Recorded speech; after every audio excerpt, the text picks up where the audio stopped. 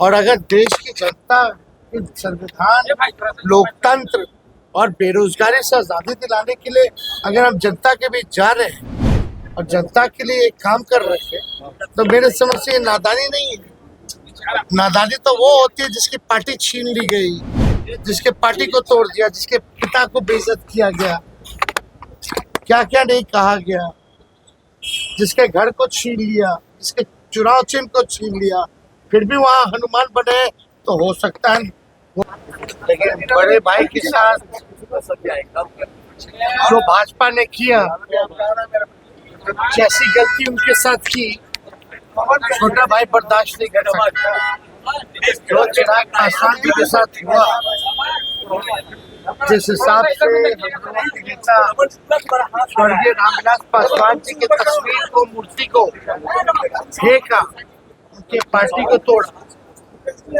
चिराग पासवान जी भले ही उनको ठीक लगे और वो वहाँ हनुमान बने रहे, लेकिन इस तरह से बर्ताव भाजपा का उनके प्रति जो था,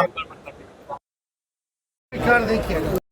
आज एसआईटी की टीम भी आपके घर पहुंची थी, पूछताछ के लिए एसआईटी की टीम आपके घर पहुंची थी। छापड़ा वाले कांड पर मामले में एसआईटी टीम रूटीन वर्क होगा, रूटीन पूछताछ। क्लेम किया है कि 300 से ऊपर आ रहा है, बीजेपी को फिर से 300 से ऊपर सीट आ रही है, क्लेम किया उन्होंने। क्लेम किया है कि बीजेपी प्रशांत किशोर जो जी है, देखिए वो बीजेपी के एजेंट है, और ये बात आप लोग सब लोगों ने सुना होगा।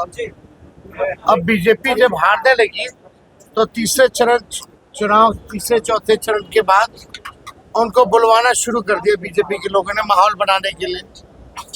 और प्रशांत किशोर जी को तो मेरे चाचा ने ही कहा था कि अमित शाह के कहने पे हमने राष्ट्रीय उपाध्यक्ष बनाया, और आज तक उसका खंडन ना ही अमित शाह ने किया है, ना ही प्रशांत किशोर जी ने किया है।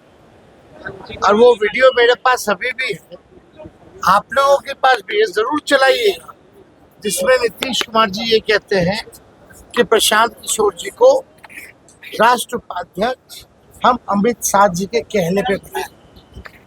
तो ये तो शुरू से ही बीजेपी के रहे, और भैया जो इनके साथ काम करेगा, जो पार्टी, वो बर्बाद हो जाएगी, वो हम जानते हैं ना।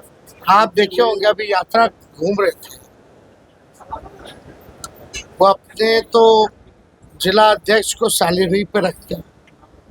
विश्व के सबसे अमीर पार्टी भी शायद भाजपा भी नहीं रखती होगी, अपने जिला अध्यक्ष को सैलरी पे ना गाड़ी देती होगी, लेकिन ये करते हैं।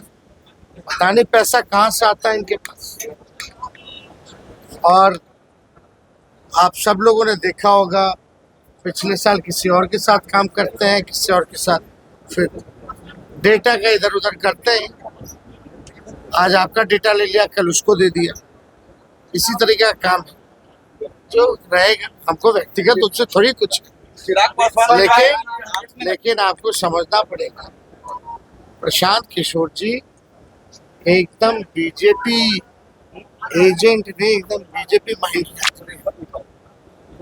वो उस विचारधारा की मान्य, और एक स्ट्रैटेजी के तहत बीजेपी इनको घुमा रही है, इनको फंड कर रही है, और हमको भी पता है ये कहाँ का फंड दे रहे हैं। चिराग पासवान ने आपको नादान कहा है, बच्चा कहा है कि छोटे भाई है, इस तरह की कौन सा नादान? जब लोकतंत्र संविधान को बचाने के लिए अगर डबल सेंचुरी सभा हम करते हैं तो ये नादानी है क्या? और ये कौन सा ज्ञानी वाली काम कर रही है जो? हाँ, तो इसमें नादानी क्या है भाई? क्या करेंगे? इसमें नादानी क्या है? 200 सभा कोई किया है क्या मेरे कमर में चोट होने के बावजूद भी?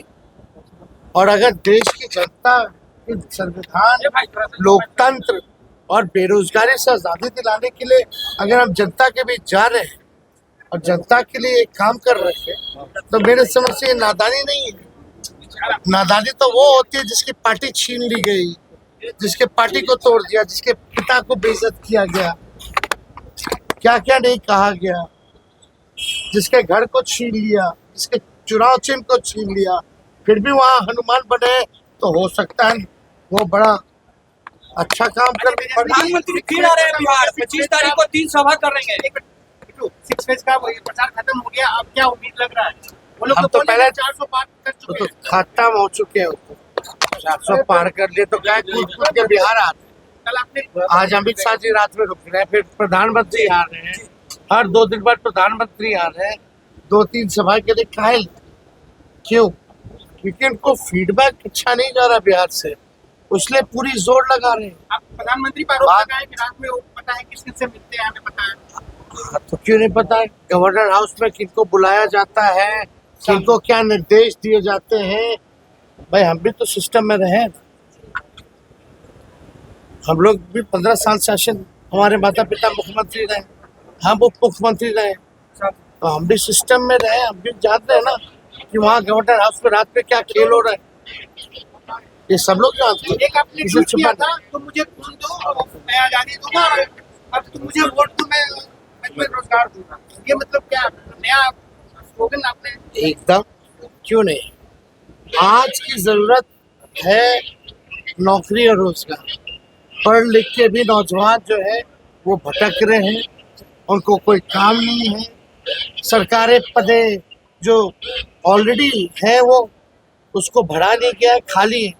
पूरे भारत में 30 लाख नौकरी तो 1 सेकंड में दे सकते हो, पदे खाली है। 70 लाख का आप सृजन कर सकते हैं, हो सकता है, आप लोगों ने यहाँ किया है। टनाटन नौकरी देने की बात आप सभा में कर रहे हैं। फटाफट। अरे यार भैया सुनो, टनाटन माहौल, माहौल टनाटन टनाटन टनाटन, नौकरी मिले फटाफट फटाफट फटाफट, दीदी के खाते में 1 लाख रुपया जाए खटाखट खटाखट खटाखट। अब बीजेपी का हाल हो गया सफा चाट सफा चाट सफा चाट। हाँ। पनोरमा ग्रुप, जो सोचता है वो करता है। आपके अपने सपनों का आशियाना। ये लो मुंह मीठा करो, आज मैंने अपना जॉब छोड़ दिया, अब हम पूर्णिया वापस जाएंगे। जॉब छोड़ दिया है? मतलब ये घर कैसे चलेगा? हम करेंगे क्या? और माँ बाबूजी क्या बोलेंगे? इसलिए मैं एक और मिठाई का डब्बा लाया, अपने बिजनेस के लिए लोन अप्रूव हो गया।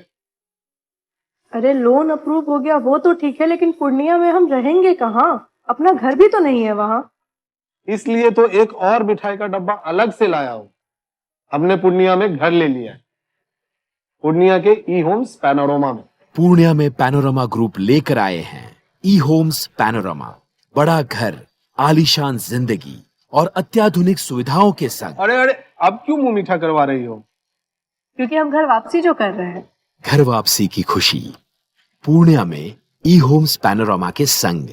ई Homes Panorama, luxurious lifestyle redefined.